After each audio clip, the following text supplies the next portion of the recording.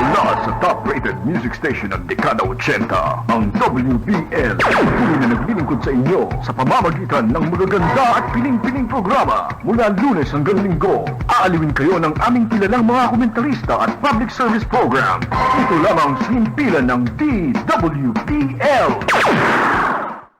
Tumatalakay sa maiinit na isyu ng bayan. Bumabatikos, bumabanat. Walang takot na nagsisiwalat sa maling gawain ng mga taong gobyerno.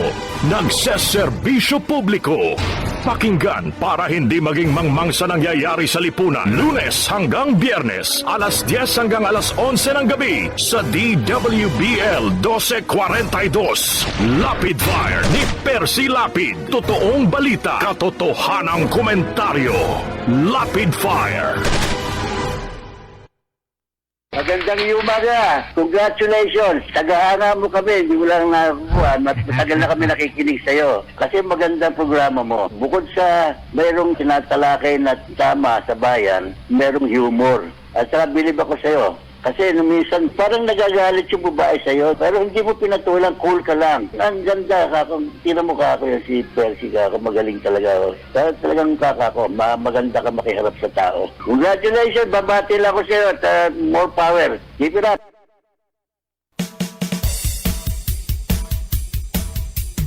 Percy Lapid Fire! Percy Lapid Fire! Tapang mo'y kakaiba, walang takot sa pagbira. Oh yeah! Oh yeah! Kapag mayroong anomalya, ibubulgar na talaga. Oh yeah! Oh yeah! Mga kurap sa gobyerno, ibibisto ng walang preno, maging ikaw man ay politiko. Artista man o kahit sino, pasasabugin ang baho mo. Sa Lapid Fire, walang sinisino. Percy Lapid Fire! Makapal man ang iyong mukha, sa Lapid Fire di uubra. Oh yeah! Oh yeah! Kahit pader, ginigiba, basta't mali, binabangga. Oh yeah! Oh yeah! Mga kurap sa gobyerno, ibibisto ng walang preno, maging ikaw man ay politiko. Artista man o kahit sino, pasasabugin ang baho mo. Sa Lapid Fire, walang sinisino. Percy Lapid Fire!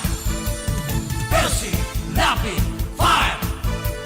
Percy Lapid Fire! Percy Lapid Fire! Percy Lapid Fire! Percy!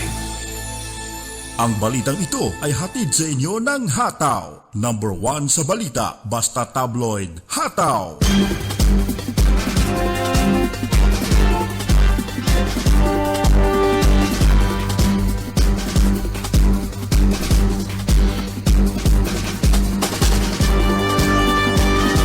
Sika Percy Lapid, bumabanat. Lapid Fire.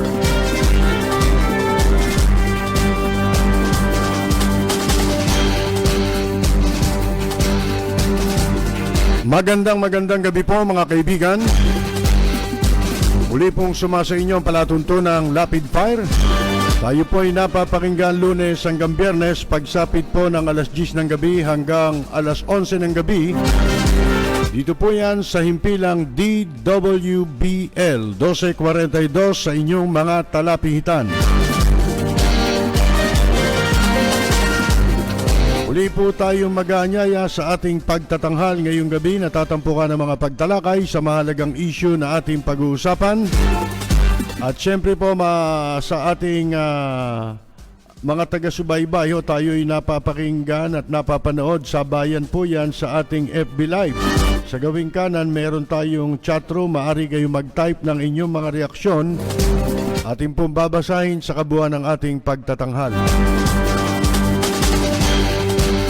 Samantala, dito po sa ating impilan, meron po tayong numero kung saan maaari po kayong tumawag sa 0915-707-0625.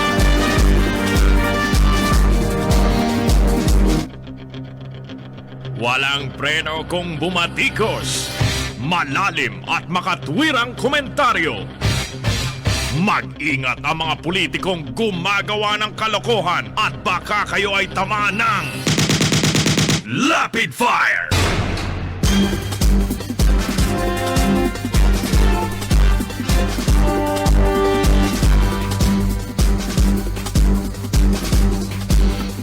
Mga ospital at mga doktor nagbanta na makikipagkalas na po sa PhilHealth.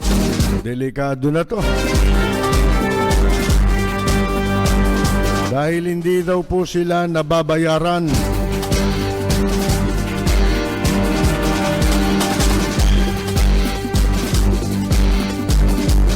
Meron na naman pong mga panibagong naglabasan na mga tanggapan ng gobyerno. Ito po ay LGU sa Ormoc City. Ang mayor dyan ay si Richard Gomez sapagkat sila po ay sinita rin ng COA. Dahil po ito sa disaster response issues. Kabilang pa ang tanggapan din po ng pamahalaan. Ito isa pang opisina ng gobyerno o dalawa pa ito. TESDA, mga kaibigan, at itong DPWH. Di pa tapos ilabas, isa-isa, ang dami ho nito. Halos lahat na nga ng ahensya ng gobyerno. Akalain ninyo si Lito Lapid daw ay nagkaroon ng COVID. Ayop na balita yan. Balita ba yan? Hindi na kayo nahiyang ipamalita yan. Ang dami pa itong issue na pag-uusapan natin ngayong gabi. Ito si Mike Hanupol, yung rock icon, ay meron pong isiniwalat na hinanakit labang kay Manny Pacquiao na di umano ay niloko siya nitong ito si Manny Pacquiao. Di pala marunong magbayad dito Bueno, ilan ho yan sa mga pag-uusapan natin ngayong gabi, mga kaibigan, po? Wala nang puknat itong katiwaliang nadidiskubre sa gobyerno, lalo-lalo na naitransmit na, naipasa na itong proposed national budget para po sa 2022. Naitransmit na sa Congress, Senado at Kamara. Alam ba ninyo kung magkano? 5.24 trillion national budget para sa 2022. Ang tanong dyan maaaprubahan ba kagad dyan, maipapasabayan o hindi? Your guess is as good as mine. Sabi nga po sa English,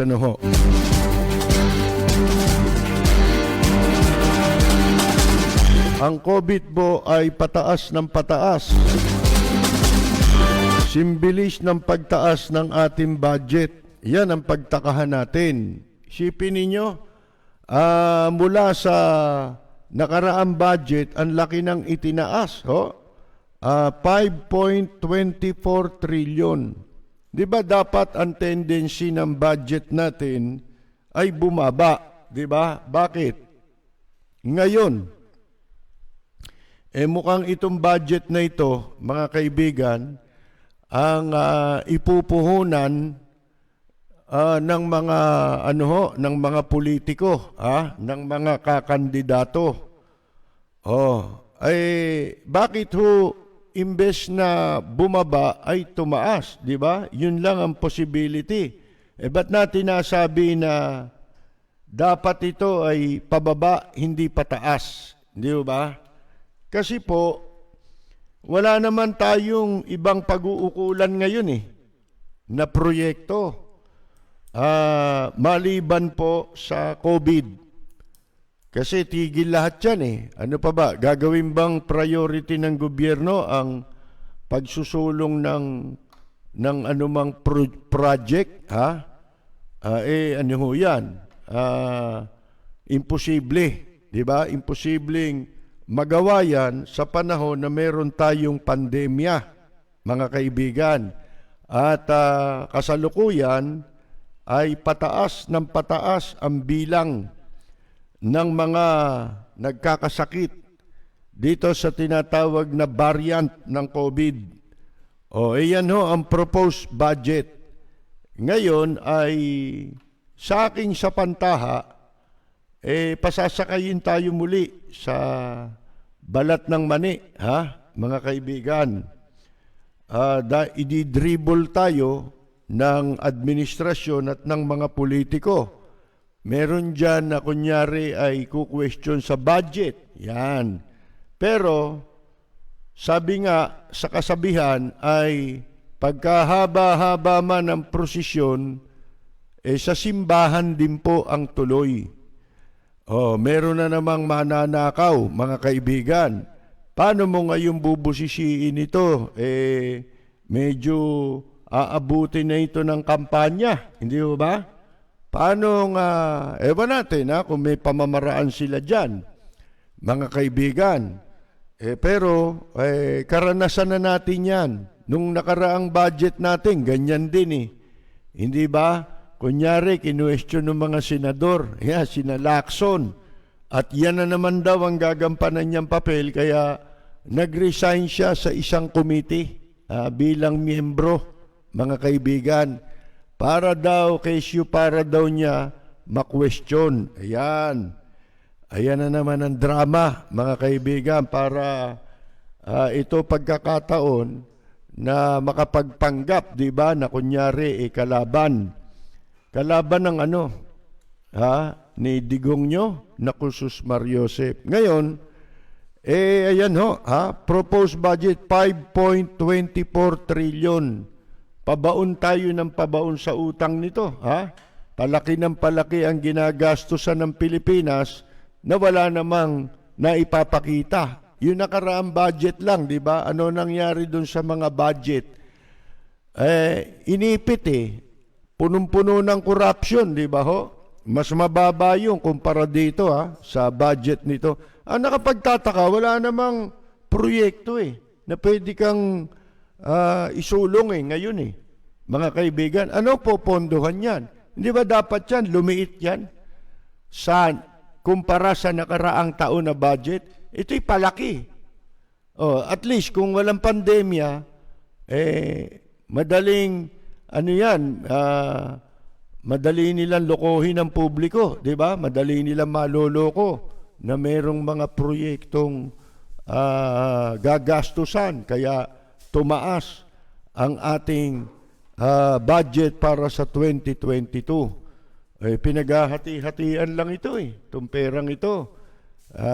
Pinaghahati-hatian ng iilang mga tao na nasa gobyerno. Kaya hindi ka panipaniwala yung mga ku-question dun sa budget kunyari, mga kaibigan. Ito, may nakita akong insertion, katakot-takot na insertion. Yan, di ba? Yan ang sinabi nung nakaraan Pero ano nangyari? Di ba approve? Nagdadaldalan lang pero lusot din yung budget. So ngayon, ito ang mabigat na problemang hinaharap natin ngayon.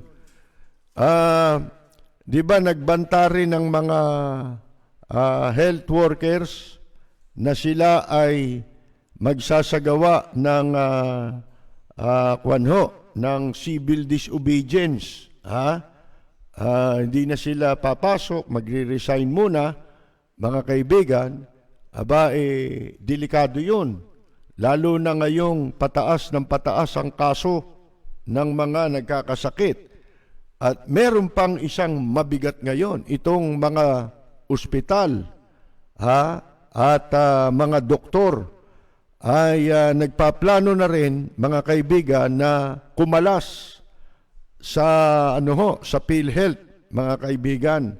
Sa isang pinagsanib na statement o pahayag, ang Private Hospitals Association of the Philippines, ang Philippine Hospitals Association at ang Philippine Medical Association ay nagsabi na sila ay kakalas na mula sa state-run health insurer. Yan po yung PhilHealth, mga kaibigan.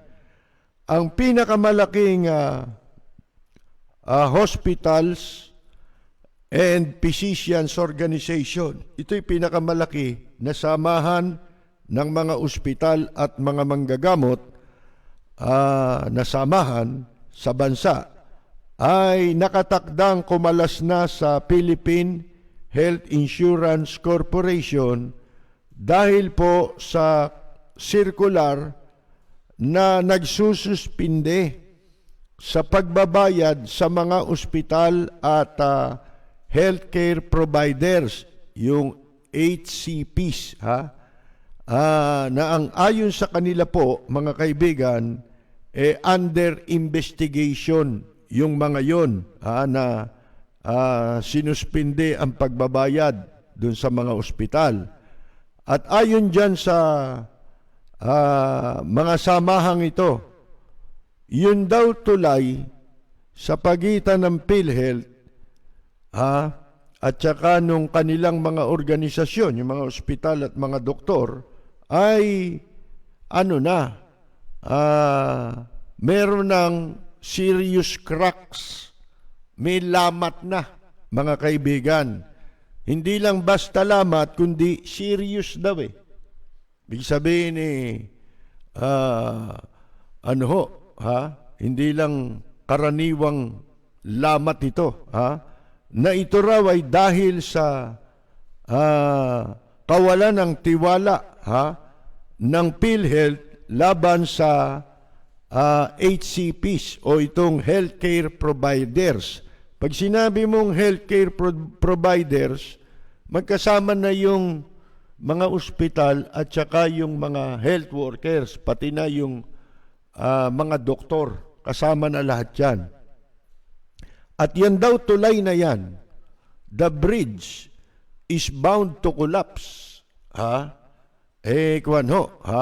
Nakatakdang magkolapso na, mga kaibigan. At ang sabi nila, maybe it is time to review, na dapat daw ay pag-aralan na ang kasunduan sa PhilHealth upang magkaroon ng patas na labanan, yung level the playing field, ang sabi nila. Ayon ho yan sa presidente ng Philippine Association of Hospitals Association, na presidente nila na si Jose Rene de Grano, at yung presidente naman ng isa pang organization ng mga ospital, si Jose Almora. Sila po yung mga signatory. At yung Philippine Medical Association, mga doktor ito, president si Benito Atienza. To disengage, the organizations agreed, para daw kumalas, ay nagkasundo ang mga organisasyon na ang kanilang member healthcare facilities at medical professionals ay hindi na mag-a-apply pa ng renewal para sa kanilang accreditation sa PhilHealth na kapag ito ay nag-expire na. Ha? Antayin na lang nila yung expiry date, di ba? Kailan yun? December, mga kaibigan. When this happens, pagka daw po ito ay nangyari, ang mga pasyente ay magbabayad na ng kanilang, sila na, itong mga pasyente na magbabayad ng kanilang mga medical bills mula sa kanilang sariling bulsa o nang walang subsidy o tulong mula sa PhilHealth. Wala na, baliwala na yung PhilHealth kasi kahit membro ka pa niyan, meron pa nga silang universal healthcare, di ba? Ngayon, sagot na raw lahat ng gobyerno, lahat ng magkakasakit na bagay na hindi naman totoo eh. Mga kaibigan, hindi naman binabayaran lahat talaga ng PhilHealth yan eh. Ako lang, na-hospital ako eh. Meron akong PhilHealth. Mga kaibigan, laki ng ginastos ko. Kamakailan lang, nanganak yung anak ko, nanganak. Ang laki ng gastos sa ospital. May PhilHealth yun. Pero laki ng binayad sa ospital, mga kaibigan. Ngayon, ito ay nangyari, itong pangyayaring itong problemang ito'y nag-ugat doon sa circular ng PhilHealth 2021-0013 para sa temporary suspension of payment of claims. Sinuspindi pala yung mga claim, yung pagbabayad, na sinuspindi ng PhilHealth, yung bayad sa mga ospital, sa mga pagamutan, at saka kasama na yung mga sa doktor. At yung mga claim, yan. Para sa mga HCPs, mga kaibigan, with claims that are being investigated. Ito raw yung mga iniimbestigahan dahil sa fraud, yung fraud, ano yan, panloloko yan, di ba? Unethical acts and abuse of authority. Meaning to say, mga ospital ang tinutukoy dito, hindi naman lahat, di ba? Meron silang iniimbestigahan. Itong PhilHealth daw. At may abuse of authority pa. The three leaders, ipinahayag nitong 3 leader ng 3 malalaking samahang ito that the PhilHealth PhilHealth's accusation, yun daw paratang ng PhilHealth laban sa mga HCPs of supposed fraud is just unacceptable. Hindi raw po yung katanggap-tanggap na paratang laban sa kanila, mga kaibigan. Ang sabi to bolster its accusation against HCPs para daw mapalakas yung kanilang paratang laban sa mga HCPs. Ito yung healthcare providers. Pag sinabi mo HCPs, ospital, doktor at iba pa na binabayaran sa pagpapagamot. PhilHealth came up with circular 2021-0013.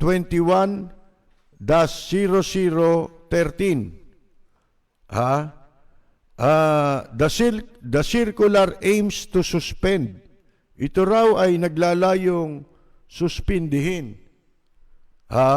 Temporarily, pansamantalang suspindihin ang pagbabayad sa mga ospital o yung claim ng mga ospital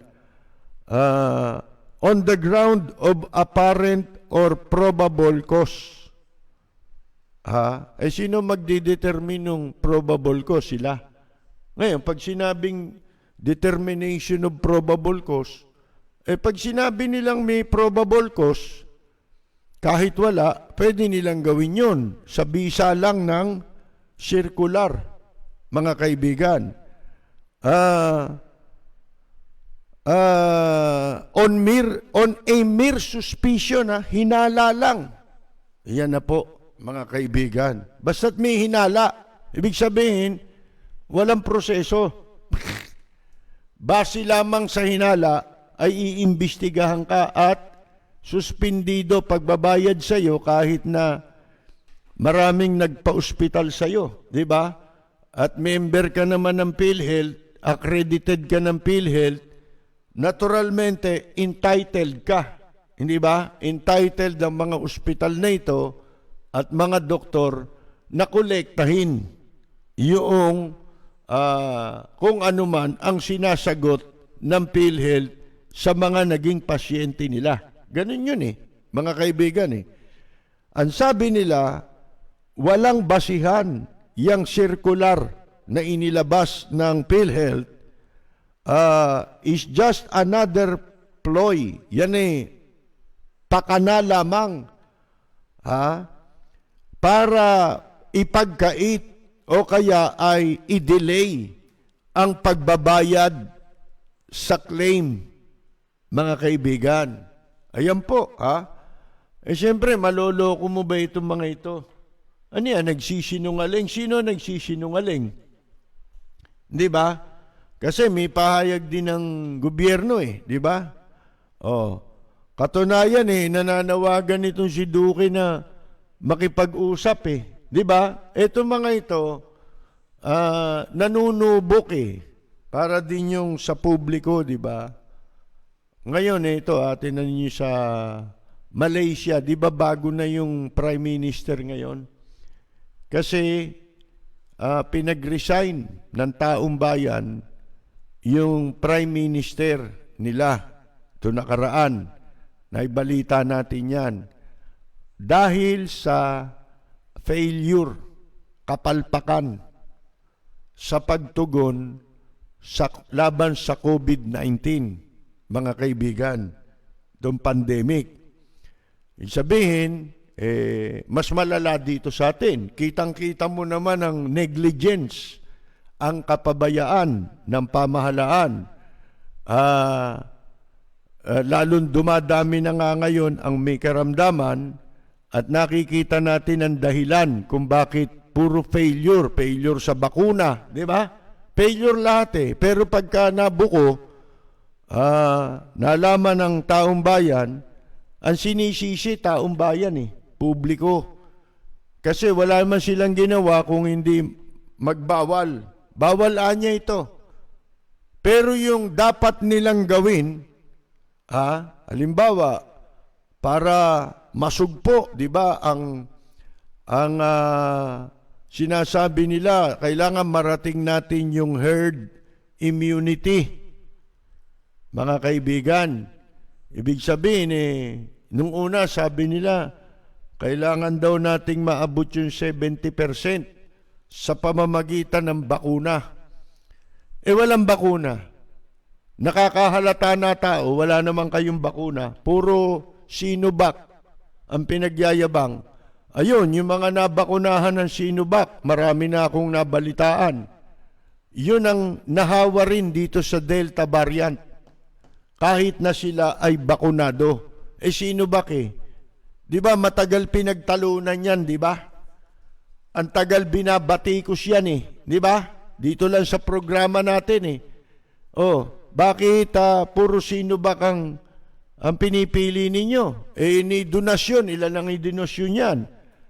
Ilan ang inabuloy na bakuna niyan? Kokonti kumpara mo sa donasyon ng ibang mga bansa na mas may kalidad yung bakuna. Magtataka ka bistado na ang laki pala ng kickback sa bakuna ng China.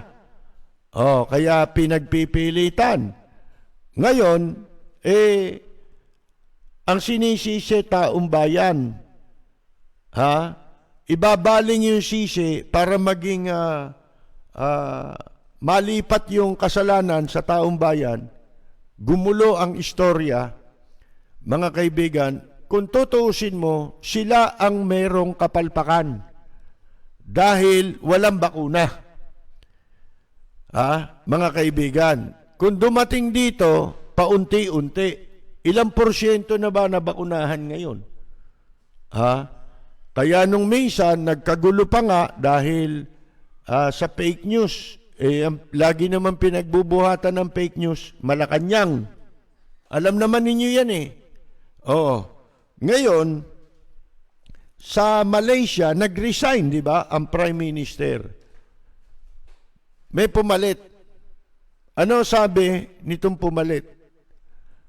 Ang sabi nitong pumalit, kailangan ang cooperation ng lahat. Lahat tayo kailangan magkaisa. Nananawagan ng pagkakaisa. Dito, iba Dito, lahat ng ipapatupad may kasamang pananakot. Hindi nyo napansin? Kaya, hindi tayo magtataka kung sa ilang araw na susunod, magiging maganda ang resulta sa Malaysia ng kanilang pagtugon laban sa COVID. Bakit? Kasi ang gobyerno, totoong nananawagan. Dito hindi naman nananawagan Nananakot. Tatakutin ka. Pag ayaw nyo magpabakuna, kahit walang bakuna, ayaw nyo magpabakuna, damputin nyo niya yan sa barangay. Huliin nyo yan. Kahit na yun labag sa batas. Di ba? Kung ano-ano lang ang sinasabi. Hindi naman ganun ang pagpapatupad Nakita ninyo sa Malaysia, ang sabi, kailangan nating magtulungan. Siyempre, gagawa ng mga tuntunin niyan sila. Hindi lang sila basta nagpapatupad ng bawal ito, bawal yung ganon. Di ba? Katulad sa lahat ng bansa. Banggitin mo na yan Japan, yung Amerika. Lahat yan. Nagpapatupad sila, tayo'y lockdown. Pero, meron kaming gagawin. Ano gagawin? Tutulungan namin kayo. Para kayo ay hindi mahirapan. Habang kayo ay magtitiis na nakakulong sa inyong mga lugar. Di ba? Hindi kayo mahirapan. Ang gobyerno, ito pamamaraan. Dito meron, bibigyan namin kayo ng ayuda. Tapos lalabas din yung tao. Pakukuha mo yung ayuda. Doon sa ibang bansa, hindi. Sa Korea nga Balita ko nung nakaraang lockdown pa ito, kinumusta ko yung kakilala nating nasa Korea. Ano ka ako balita dyan? Meron ba kayong ayuda mula sa gobyerno? Meron dito. Pero dito, bibigyan ka ng parang credit card. Parang card, bibigyan ka. Yung card na yan, pwede mo lamang gastahin yan, pera katumbas niyan. Magagasta mo yan sa pagkain.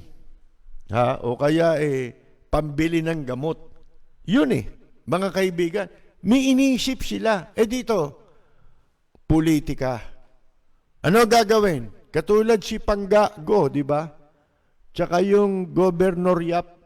Nag-iikot daw sila kanina dun sa probinsya nila Di ba? Parting, Visayas yan. Yung Yap, mga kaibigan. Namumudmod ng pera 3,000 o 4,000. Kinupitan pa yata yung 4,000 Ginawan 3,000 sa mga senior citizen. Yan ang gagawin nila ngayon Kaya wala silang maipatupad na hindi maging epektibo. Nagbabawal lang. May kasamang pananakot. Huli ka agad. Yun ang masama na impresyon dito sa administrasyong ito. Meron kaagad sanction. Wala pang ginagawa yung tao. Tinatakot mo na. Hindi ba dapat ito'y dumadaan sa matinding pagsubok, lahat-lahat yan. Mabuti kayo, nakaw lang kayo ng nakaw sa gobyerno. Di ba? Etong mga tao, gustuhin magnakaw nito, walang mananakaw ito Di ba? Sa kukuha ng nanakawin yan.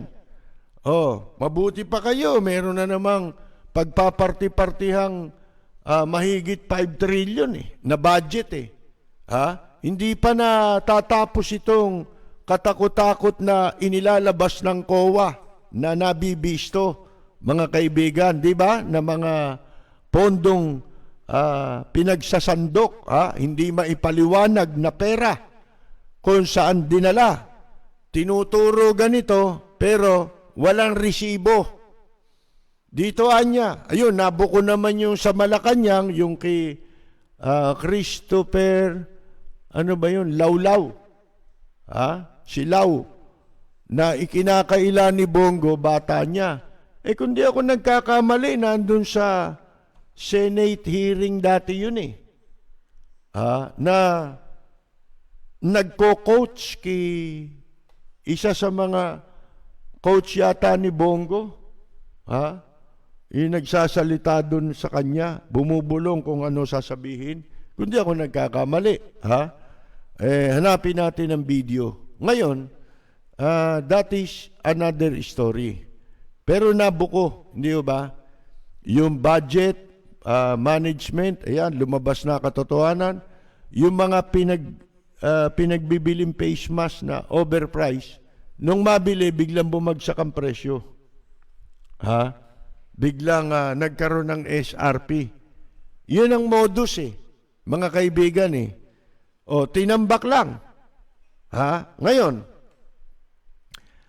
eto nga kaya hindi mo na mapipigil itong mga tao, katulad yung mga health workers at itong mga ospital, paano yan pag nagsabay-sabayan?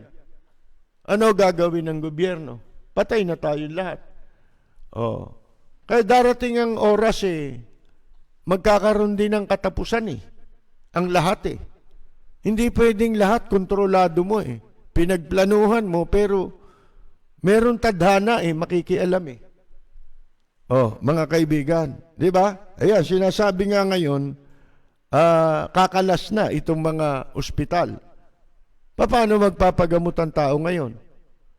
Antayin mo na lang mamatay ka. Ano rin ang katumbas niyan? Hindi na masusugpo ang COVID. Di ba? Kasi kakalat ng kakalat yan, hindi mapapa-ospital yung tao Unang-una ngayon, kahit na may pambayad ka, mahirapan ka pa rin magpa-ospital Sana kung si Lito Lapid ka. Di ba? Itinan mo si Lito Lapid, wala ka naman nababalita ang ginagawa ito. Tapos ang kapal pa ng mukha ng mga taong ito, na ipamalita, nagka-COVID daw siya. Pakialam namin kung nagka-COVID yan. Ang balita, pag namatayan. Di ba? Kasi ngayon, lahat nagkaka-COVID Bakit magiging balita kayo? Bakit kailangan bigyan ng importanteng balita o maging importante sa tao na nagka-COVID ka? Di ba? Ayaw naming magka-COVID kahit na sinong walang hiya. Di ba? Pero para ipagmalaki nyo pang nagka-COVID dyan, ang sobrang kapal na ng mukha nitong si Lito Lapid, mga kaibigan. Hindi ho ba? Sipin mo, nagka-COVID daw ang damuho. Wala ka namang ginagawa ang daming dapat na hindi nakikita ng publiko yan, di ba? Nakita ba ng publiko si Lito Lapid simula nung election? 2019 election? Wala na pero palabas mo salin yan. Kaya ito yung mga nagsisipagpanggapan, isa sa unang-una ninyong dapat gawin. Iimbestigahan daw ang budget. Sabi nga natin pagkahaba-haba naman ng prosesyon, sa simbahan din ang tuloy niyan. Aprobado rin yan. Yan mga drama lang yan. Bakit? Kasama sila rin sa budget Sino mag-iimbestiga? Yung kasama sa makikinabang sa budget? Mga kaibigan? Mga senador? Mga congressman? Sana kung kinu-question nila yan para hindi makapasa, para matanggal. Siyempre, pag merong mga insertion, bakit mo pa ipapasa yan? Di ba? Kung talagang sincero yung mga taong yan, katulad noong nakaraang taon, pumasa rin Hindi ho ba, mga kaibigan? Kasama kayo sa makikinabang, kayo rin mag-iimbestiga. Anong credibility meron yun? Sana kung sinaunang panahon pa kayo. Hindi naman mga kaibigan at least nung sinaunang panahon, may kahihiyan ang mga politiko, ang mga senador, mga congressman. Ngayon talagang totally wala. Meron pa nga nagsasabi di ba, ito si Digong nyo rin, nung unang upo niyan, yung party list niya, mga ano yan dapat yan abolish na. Ba natuwa tayo kasi matagal na nating iminumungkahi sa programa natin na i-abolish yung party list na yan. Dahil hindi totoo lahat yan. Parang survey yan, hindi totoo yan. Magkakapareho yan. Dito puro hindi na totoo mga kaibigan Di ba? Yung party list, hindi totoong kumakatawan sa marginalized sector. Hindi ba? Yung survey, hindi naman totoong nagsasurvey yun. Survey-surveyan lang yan. Ano yan? Prostitution yan Prostitute yan mga kaibigan Ano yan? Yung parang nagpapagamit, bayaran mo. Di ba? Bayaran mo, gamitin mo. Yan ang survey. Pinagkaiba niya sa prostitute. Di ba? Mga kaibigan. So, wala na Wala nang totoo tayong nakita rito. Puro panloloko Ito tandaan ninyo. Kapag kayang sino man dyan sa senador, huwag na kayong magmagaling. Ang dapat gawin ngayon ng mga public official, lalo na yung mga tatakbo. Si Pacquiao, sama nyo na. Si Pacquiao na magamo ka, di ba? Nakita nyo. Ngayon lang siya nakatikim. Ngayon ko lang nakitang naging ganun ang mukha ni Pacquiao Mga kaibigan Bakit kaya? Di ba, ang takbo niya, hindi naman niya ng kalaban niya Di ba? Nung nandun nagpa-practice na siya, biglang nagkaroon ng switching. Kesyo yung una niyang kalaban, may diferensya sa mata. At hindi pwedeng ituloy. Kung gusto ni Pacquiao, merong kapalit. Gusto ni Pacquiao. Di ba?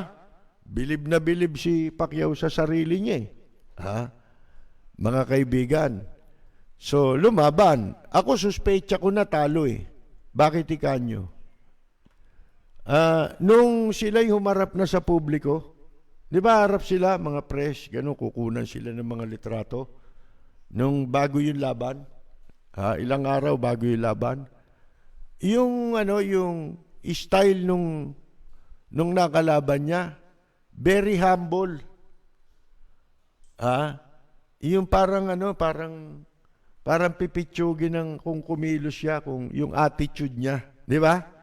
Parang bahagang buntot, pero mas malaki sa kanya, di ba?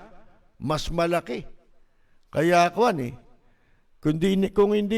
kung mas matagal sa 12 round yon, palagay ko matutulog ulit si Pacquiao sa ring mga kaibigan, di ba? At saka pangalawa talaga namang hindi ka na pwede dyan masyado kang swapang di ba?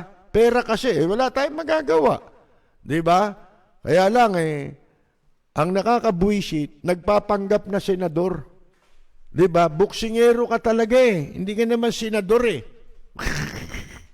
di ba? Sabi ko nga sa'yo, bilib kami sa'yo pagdating sa boxing, walang hindi bibilib sa'yo, di ba? Magaling ka dyan. At yan kasaysayan na rin ang ginawa mo. Sinayang mo pa. Di ba? Hindi ka na lang nagkasya na champion ka na at marami ka ng pera, gusto mo pa, yung tawag nito? Forever. Walang forever Di ba? Ilang taong ka na ba? Mahigit ka ng, gayot ka na Kung tutuusin. Wala na, hindi ka nauubra. Mga kaibigan, Ginagawa niya yan dahil sa pera na siya lang ang makikinabang. So, wala na tayong pakialam doon. Hindi natin makontrol Kung may kahihiyan yan, hindi niya gagawin yan Bakit? Nagsenador ka Di ba? Kumandidato ka pa sana kung hindi ka kumandidato. Di ba? Ngayon, eto. Yang mga yan, lahatin nyo na. Total naglalabas itong COA. Sana ilabas lahat yan. Pero ito unang hamon sa kanila na gawin ninyo. Pag hindi nila nagawa ito, tanga na lang kayo pag binoto nyo pa sila. Ano yun? Meron nung nakapending request sa mga tanggapan ng gobyerno. Umpisa mo sa opisina ni Digong nyo. Kasama lahat ng senador at saka ng congressmen. Meron nung nakapending dyan na request. Galing sa PCIJ. Philippine for Investigative Journalism. Ano ba yung kalimutan ko PCIJ. Lumiham ito sa kanilang lahat. Sa lahat ng matataas na opisina ng gobyerno para maglabas ng salin.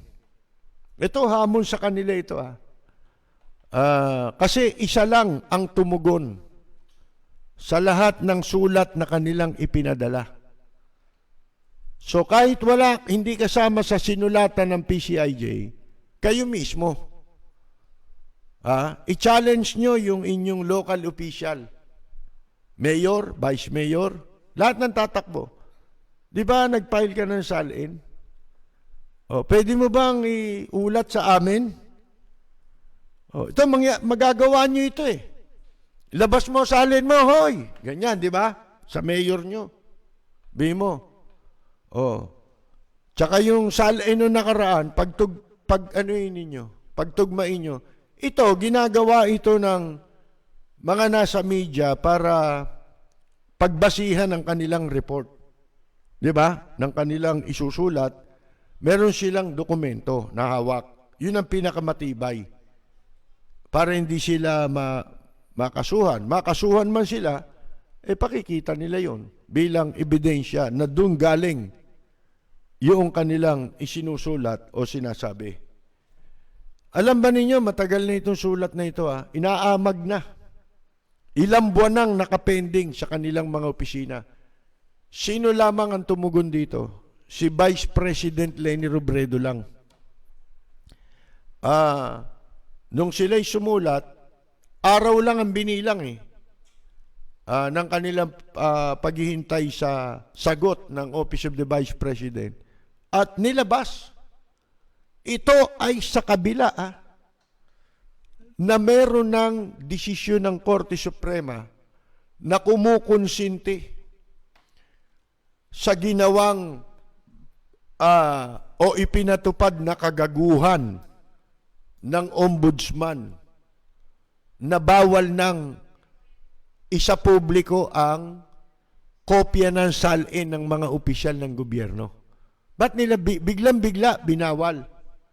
Kasi dyan mo makikita kung nagbago ang kayamanan. Kung lumago ang kayamanan, dating wala, meron na ngayon. Si Richard Gomez, wala na yung mga yan. May pelikula pa ba? Wala na Ni sa television, wala na Di ba? Pinasarap pa nga yung TV.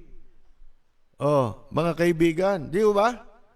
Wala na mga hanap buhay yan. Nagsisipa. Tamo si Andrew pinagsasaksakan yung mukha niya. Humanap ka ng pangit. Siya yun Di ba? Mga kaibigan. Ngayon, ang sinasabi natin, yan ang una ninyong gawin. Katulad nito, umaasta kayong mga grabbuster. Kung talagang labang ka sa corruption, hindi ka dapat mag-atubili na maglabas ng salin mo. Kahit sabihin mo pang protektado kayo ng desisyon ng Korte Suprema na wala kayong obligasyong maglabas. Pero hindi sinasabi diyan, hindi nyo pwedeng ilabas.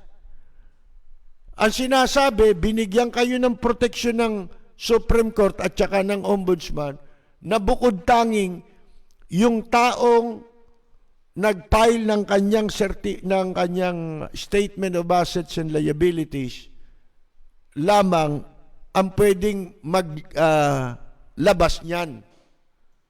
Ang kumuha ng kopya.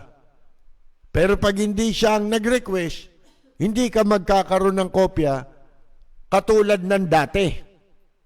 Ito yung dati. Accountability ito eh. Kung paano yung COA ay merong accountability sa kanilang ginagawang pag-audit at pagsasapubliko ng kanilang natuklasan o resulta ng kanilang pag-audit, mga kaibigan, ganun din na merong accountable o pananagutan, accountability.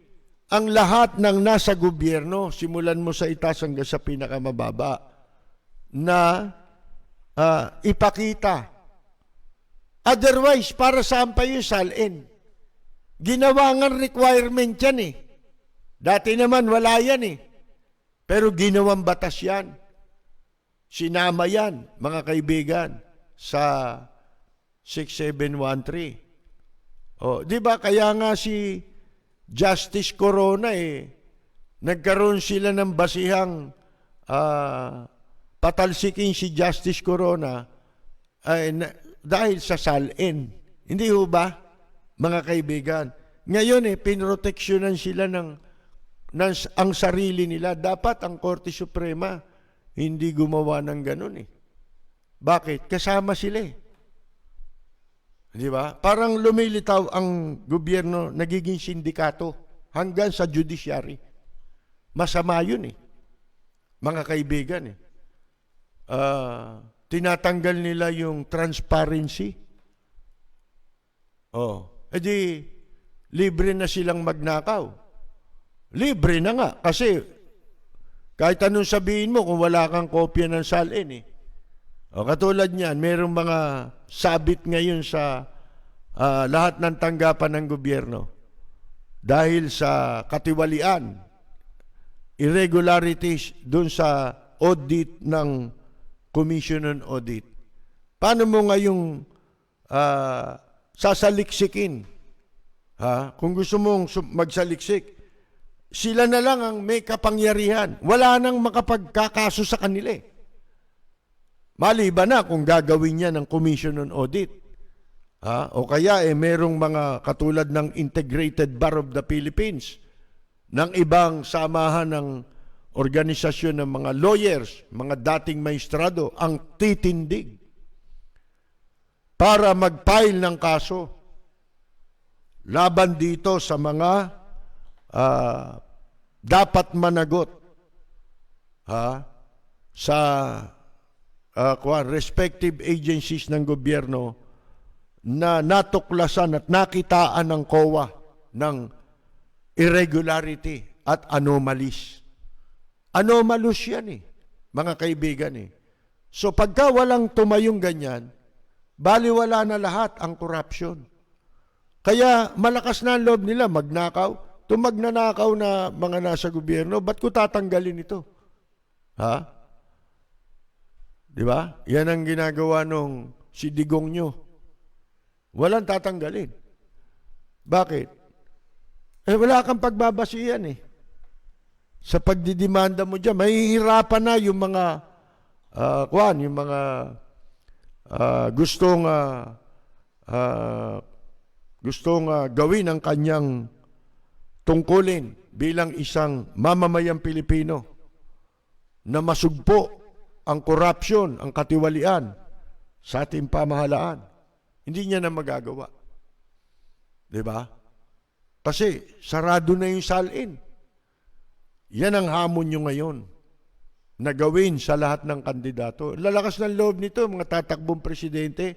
Halimbawa, senador ka, ba't ayaw mong ilabas ang salin mo? Di ba? Kung talaga malinis kayo, ikaw, si Tito Soto, Senator Lacson. Sino pa tatakbo sa inyo? Lahat na kayo. Huwag na kayong magkunyari. Kahit mapa-local official ka, labas nyo, salin nyo. Yan ang hamon natin ngayon. Simula ngayon. Yan ang magiging hamon natin hanggang hindi nyo nilalabas ang salin ninyo.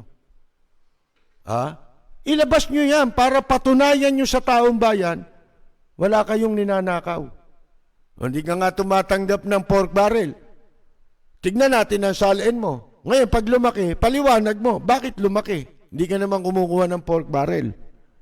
Paano kung itong si Duque, halimbawa, bilyon-bilyon yung nawawala sa PhilHealth, sa Department of Health. Mga kaibigan, bilyon-bilyon pondo ito. Kung ilabas mo yung salin mo, at dun sa salin mo lumilitaw hindi naman nababago yung kayamanan mo. Di ba? Baka maniwala pa kaming hindi ka nga magnanakaw. Di ba? Mga kaibigan, yan ang umpisa salin Meron akong parang nabasa kanina in passing na ano ba yung sinasabi doon sa balita na yun? Ang dapat daw talagang gawin, magkaso na dito sa mga lumabas sa report ng COA. Pero kailangan matindi ang gawin dito Kasi tanging mga nasa legal profession lang ang pwedeng sumira sa credibility ng Supreme Court decision. Pati mga retired justices. Yan ang pwede. Pwedeng tumindig. Yung malinis. Pero pagka naging maestrado ka sa panahon naging Chief Justice ka ni Digong nyo, wala ka ng credibility. Di ba? Yan lang ang pwedeng magsalita ngayon. Mga abogado. Kasi nag-aral kayo pare-pareho ng batas Alam niyong mali yun Di ba? Dapat tirahin niyo yun Bakit wala? Bakit walang bumobomba laban sa ginawa ni Martires at saka ng Korte Suprema? Mga kaibigan, tayo po ay wala ng oras. Pansamantala magpapaalam tayo sa ating mga tagapakinig sa ating himpilan. Tayo po'y napapakinggan Lunes hanggang Biyernes alas 10 ng gabi hanggang alas 11 ng gabi. DWBL 1242 sa inyong mga talapitan. At tayo po ay magbabalik pagkatapos lamang ng ilang saglit sa ating pong FB Live hanggang alas 11:30 ng gabi. Para sa mga pulpul, para sa mga abusado, arogante, walang kwentang nilalang, nagtatago sa titulong public servant, empleyado ng gobyerno o politiko at kahit sino ka pa, yan ang tunog na lalatay sa'yo. Walang sisinuhin, walang sasantuhin, basta't tiwali, gigisahin ni Percy Lapid. Si Percy Lapid, dito sa Lapid Fire. Lapid Fire! Percy Lapid, matatag na sandigan ng mamamayan. Pader na di kayang gibain ni naman kahit mga ulupong sa pamahalaan. Lapid Fire! Lapid Fire! Lapid Fire! Mula sa top-rated music station ng dekada 80, ang WBL. Patuloy na naglilingkod sa inyo sa pamamagitan ng magaganda at piling-piling programa. Mula Lunes hanggang Linggo, aaliwin kayo ng aming kilalang mga komentarista at public service program. Ito lamang sa himpilan ng DWBL.